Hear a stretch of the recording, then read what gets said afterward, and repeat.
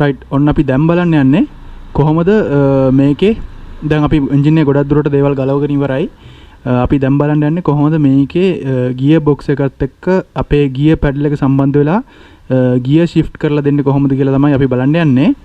ඉතින් හරි අපි එන්ජින් එකේ අනිත් පැත්ත ඉස්සෙල්ලා බලමු. ඔන්න මේ පැත්තේ තමයි අපිට ගියර් පැඩල් එක දකින්න හම්බෙන්නේ. ඉතින් මේ ගියර් පැඩල් එක ඔයාලා දන්නවා CT100 බයික් එකේ මේ පැත්තෙන් එකපාරක් පල්ලෙහාට කඩපුවම තමයි ෆස්ට් එකට වැටෙන්නේ. ඔන්න දැන් ෆස්ට් එකට වැටලා තින්නේ. ඊට පස්සේ සෙකන්ඩ් එක. හරිද? ඊට පස්සේ තර්ඩ් එක. ඊට පස්සේ ෆෝර්ත් එක. හරිද? එතකොට මේ නියුට්‍රල් කරනවා නම් පිටිපස්සෙන් කකුලෙන් පා ගන්න ඕනේ. හරිද?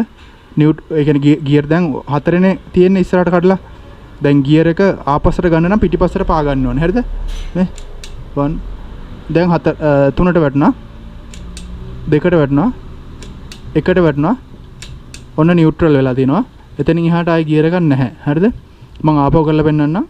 ෆස්ට් එක, සෙකන්ඩ් එක, තර්ඩ් එක, ෆෝර්ත් එක. ඔතනින් එහාට ගියර් එකක් නැහැ. ඊට පස්සේ ෆෝර්ත් එකෙන් ඉඳන් ආපස්සට එනකොට තර්ඩ් එක, සෙකන්ඩ් එක, ෆස්ට් එක, ඊට පස්සේ නියුට්‍රල්. හරිද? ඊට පස්සේ ආයි ගියර් එකක් නැහැ. දැන් අපි බලන්න යන්නේ මෙන්න මේ ෂාෆ්ට් එක කොහාටද ගිහිල්ලා සෙට් වෙන්නේ කියලා. හරිද? බලමු. හරි. එතකොට එහා පැත්තේ ඉඳන් මේ පැත්තට එන ෂාෆ්ට් එක ගියර් ෂාෆ්ට් එක තමයි මෙන්න මේක. හරිද? මේ තියෙන්නේ මේ ෂාෆ්ට් එක.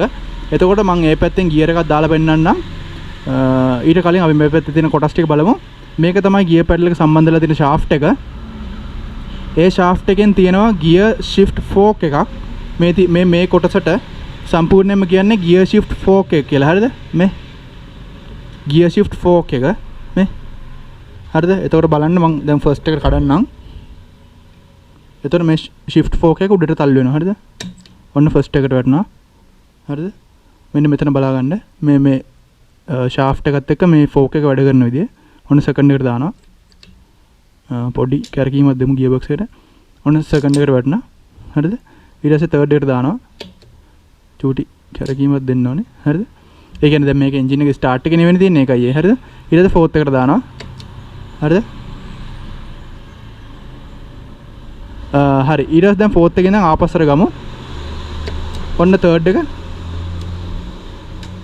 ඊට පස්සේ සෙකන්ඩ් එක. හරිද? ඊට පස්සේ ෆස්ට් එක. ඊට පස්සේ නියුට්‍රල්. හරිද? ඔන්න දැන් මම ආයෙත් ෆස්ට් එකට දාන්නම්. හරිද? ඔන්න ෆස්ට් එකට වැටෙනවා. ගියර් shift fork එක වැඩ කරන විදිහ බලා ගන්න. සෙකන්ඩ් එකට දානවා. හරිද? ඊට පස්සේ තර්ඩ් එකට දානවා. හරිද? ඊට පස්සේ ෆෝර්ත් එකට දානවා. හරිද? මම මේ පොඩි මේ ෂාෆ්ට් එකට පොඩි කැරකීමක් දෙන්නේ. ඒතකොට තමයි ගියර් එක වැටෙන්නේ. මොකද මේ බයික් එකේ ස්ටාර්ට් එකේ නෙවෙයි තියෙන්නේ. හරිද? ස්ටාර්ට් එක තිබ්බනම් ඕක ඊට වඩා පහසුවෙන් වැටෙනවා. හරි. ඊට පස්සේ මම දැන් ආය 4 ඉඳන් උඩට ගන්නවා. තර්ඩ් එක. හරිද? ෆෝර්ත් තර්ඩ් එකෙන් පස්සේ සෙකන්ඩ් එක. ඊට පස්සේ ෆස්ට් එක. ඊට පස්සේ නියුට්‍රල්. ඊට පස්සේ ආයි ගියර් එකක් නැහැ. හරිද? එතකොට දැන් shift fork එක තමයි මේ තියෙන්නේ. මම අපිට shift fork එක මෙන්න මෙහෙම කරලා එළියට පොඩ්ඩක් ඇද්ද හැකි. හරිද? මෙන්න මෙහෙම shift fork එක මේකෙන් ගලවන්න පුළුවන්. හරිද? අපි shift fork එක ගලවපුවාම බලමු අපිට මොනවද දකින්න තියෙන්නේ කියලා. මෙතන පිටිපස්සේ තියෙනවා star wheel කියලා wheel එකක්. හරිද? ඒ star wheel එක තමයි මේ shift fork එකෙන් මේ තල්ලු කරන්නේ. හරිද? මෙන්න මේ කොකු දෙකක් වගේ තියෙන්නේ. ගියර් එකෙන් ගියර් එකට තල්ලු කරන්නේ. එතකොට හරිද? මම පෙන්නන්නම් දැන් ඔයාලට.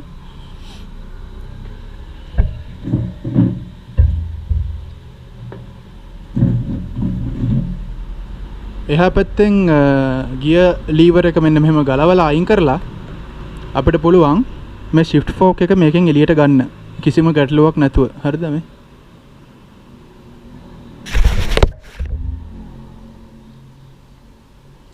මේ තියෙන්නේ ඔයාගේ shift fork එක. හරිද? මේකෙන් තමයි ගියර් අපිට අවශ්‍ය ගියර් එකට දාලා දෙන්නේ. ඉතින් එතකොට මේ shift fork එකේ මේ පැත්තේ high tension spring එකක් තියෙනවා. මේවා ගලවන්න යන්න එපා. අපිට ආපහු දාගන්න අමාරුයි. ඒ වගේම මෙන්න මෙතන fork එක ළඟත් spring එකක් තියෙනවා. මොකද මෙයා මෙහෙම වැඩ කරන්න ඕන නිසා ආපහු දාන්නෙත් මෙහෙමමයි. හරිද? හිමීට තියලා තල්ලු කරන්නයි තියෙන්නේ.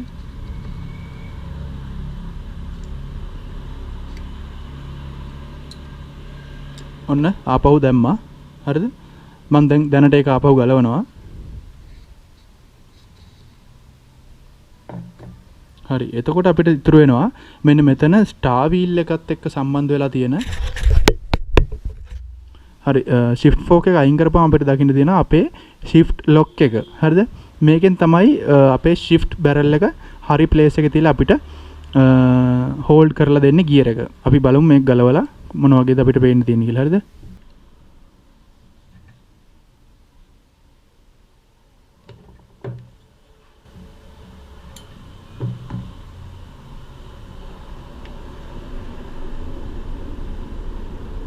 හරි. මේක ගලවන්න කලින් මෙතන ගලවන්න ඕනේ. හරිද? මට ඒක අමතක වුණා. ඒකට අපි මෙන්න මේ වගේ socket එකක් පාවිච්චි කරනවා.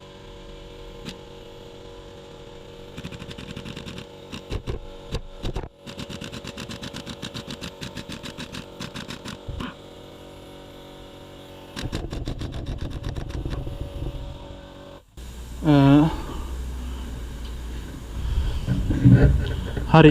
මෙතෙන් අපි කියනවා ratchet mechanism කියලා. හරිද?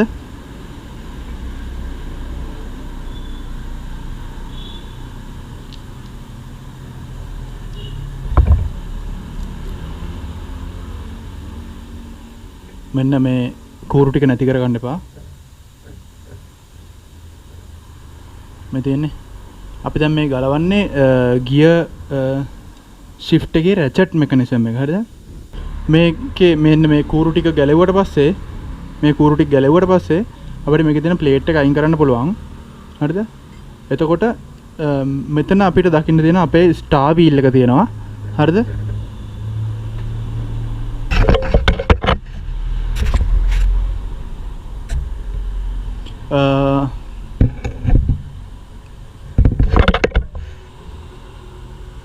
හරි. මෙන්න මෙතන තමයි අපේ ස්ටාර් වීල් එක තියෙන්නේ. එතකොට අර shift fork එකෙන් තල්ලු කරන්නේ මෙන්න මේ කෑලි ටික. හරිද? මම දාලා පෙන්නන්නම්.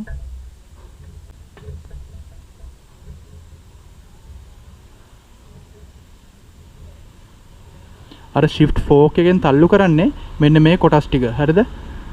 එතකොට shift fork එක වැටෙන්නේ මෙන්න මේ පොඩි පොඩි උල් වලට. ඊට පස්සේ අපි gear එක දැම්මට පස්සේ හරිද? gear එක දැම්මට පස්සේ මෙයාව lock කරගන්නේ මෙන්න මෙතන තියෙන මේ රවුම වගේ කෑල්ලෙන්.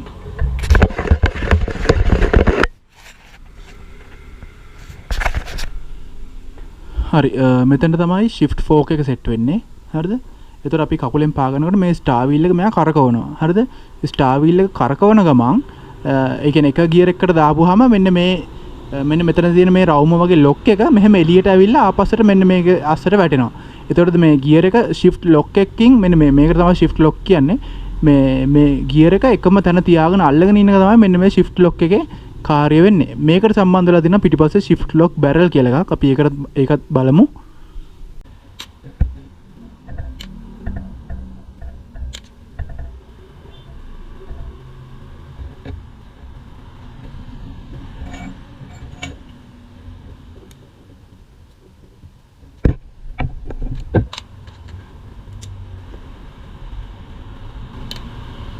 ඔන්න අපිට ස්ටාර් වීල් එක අතට අරන් තියෙනවා අපි. මෙන්න මේ ස්ටාර් වීල් එක ගෙවුනම තමයි ඔයාගේ ගියර් පනින ලෙඩේ එන්නේ. හරිද? ස්ටාර් වීල් එක ගෙවුනම තමයි ඔයාගේ ගියර් පනින ලෙඩේ එන්නේ. එතකොට හරි. දැන් ඔයාලට පේනවා මෙතන shift lock එක මේක උඩට පල්ලෙහාට යනවා මේ. ඔයාලට පේනවද දැන් හරියට? පේනවද? මේ තියෙන shift lock එක අපි ඒකත් ගලවමු දැන්. එතකොට මේක තමයි ස්ටාර් වීල් එක. මේකෙන් තමයි ගියර් මාරු කරලා දෙන්නේ. හරිද?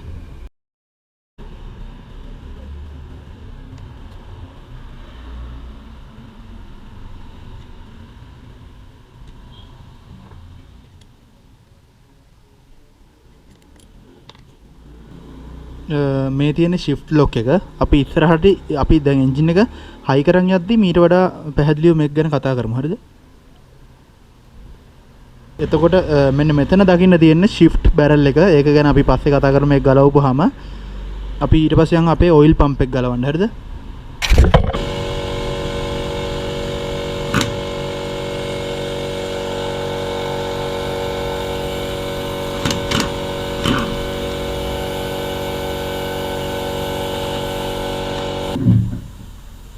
ඔයිල් පම්ප් එක ඇතුලෙන් ඇන තුනක් තියෙනවා. ඒ තුන ගලවපුවාම ඔයිල් පම්ප් එක ගන්න පුළුවන්.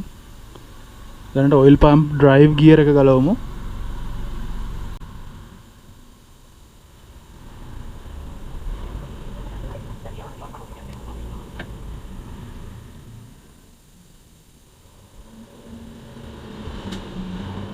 රයිට් මේ තියෙන්නේ අපේ ඔයිල් පම්ප් එක. හරිද? මේකට පොඩි ගයිඩ් එකක් දීලා තියෙනවා මෙන්න මෙතන. ඒක අමතක කරන්න එපා. ඒ ගයිඩ් එක නැත්තම් මේක හරිය පැත්තට අපිට දාගන්න වෙන්නේ නැහැ. ඊට පස්සේ දැන් මේ ඔයිල් පම්ප් එක මෙහෙම වැඩ කරනකොට තමයි මේකට ඔයිල් එක පැත්තකින් ගිහිල්ලා මේ අනිත් පැත්තෙන් තල්ලු කරන ඔයිල් එක. හරිද? ඒක තමයි දැන් මේකේ මේ පල්ලෙහා තියෙන්නේ. මේ මෙතන සම් ෆිල්ටරේට මේ මාර්ගයක් ගිහින් තියෙන්නේ. ඒ මාර්ගෙන් ඔයිල් අරගෙන මේ පැත්තට පම්ප් කරන එක තමයි මෙයා කරන්නේ. ඉතින් මෙතන ඕරින් දෙකක් තියෙනවා ඔයිල් ලීක් වෙනකොට. මේක තමයි ඔයිල් පම්ප් එක කියන්නේ. හරිද? මම මේක අපි හයි කරගෙන යනකොට අපි කතා කරමු තව විස්තර.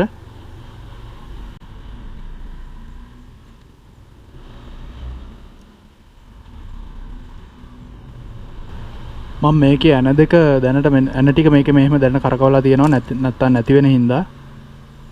හරි එතකොට මේක තමයි අපේ ඉන්පුට් ෂාෆ්ට් එක. හරිද? ඉන්පුට් ෂාෆ්ට් එකත් එක්ක තමයි අපේ කික් පැඩල් එක සම්බන්ධ වෙලා තියෙන්නේ. දැන් ඉන්පුට් ෂාෆ්ට් එක කරකනකොට ඔයාලට පේනවා කික් පැඩල් එකේ තියෙන මේ දතිරෝධය එහෙම නැත්නම් ගියර් එක ගියර් වීල් එක මෙන්න මේ විදිහට කැරකෙනවා. දැන් කික් පැඩල් එක නැතිනම් මට මේ පැත්ත මෙහෙම ගහලා පෙන්වන්න බෑ කරකවලා පෙන්වන්න බෑ ඔයාලට අමාරුයි.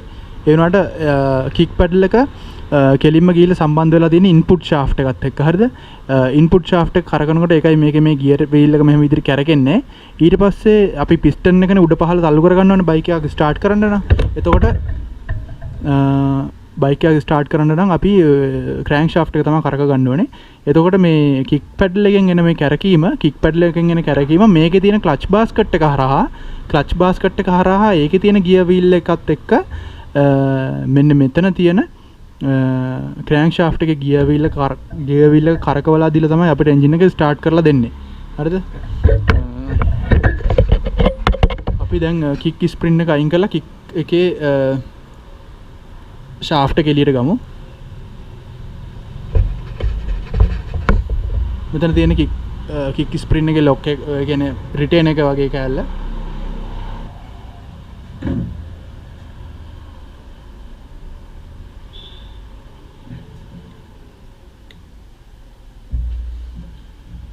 හරි ඔන්න මම කික් ස්ප්‍රින් එක පන්නලා තියෙන්නේ. හරිද? ඔන්න අපිට දැන් ගන්න පුළුවන් මෙයාගේ කික් පැඩල් එකේ ෂාෆ්ට් එක.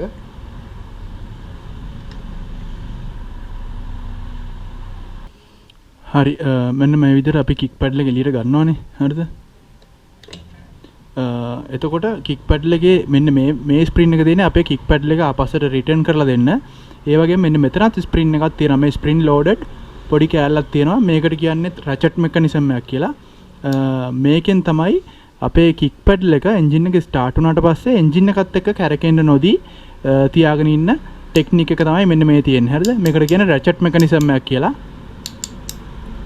නැත්තම් කික් පැඩල් එක ඩිරෙක්ට් එන්ජින් එකත් එක්ක සම්බන්ධ වුණොත් ස්ටාර්ට් කරපු ගමන් කික් පැඩල් එක කැරකෙන්න පටන් ගන්නවා. අන්නේ කැරකීම නවත්තන්න තමයි මෙතන රැචට් මෙකනිසම් එකක් දීලා තියෙන්නේ මෙන්න මේ විදිහට. හරිද? ඒ කියන්නේ මේක අපි ඇතුළට දානකොට මේක මේ ස්ප්‍රින් ලෝඩඩ් වෙලා තමයි ඇතුළට යන්නේ. එතකොට මේ කෑල්ල මෙහෙම ඈත් වෙලා තමයි තියෙන්නේ. හරිද?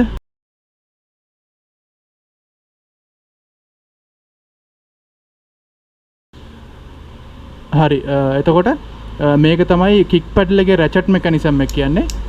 මේක තියෙන්නේ කික් එක එන්ජින් එකත් එක්ක කැරකීම වළක්වා ගන්න. හරිද? එතකොට එතකොට මම හිතනවා ඒක ගැන කතා කරා ඇති කියලා. හරි අපි දැන් යමු එහා පැත්තේ අපිට තව ගලව ගන්න කොටස් කීපයක් තියෙනවා. ඒ ටික ගලව ගන්න. හරිද?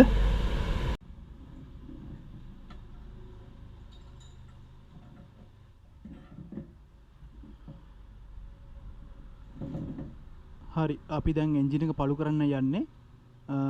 එතකොට මේකේ වටේ තියෙන හවුසින් එකේ තියෙන ඇන ටික ගලව ගන්න ඕනේ.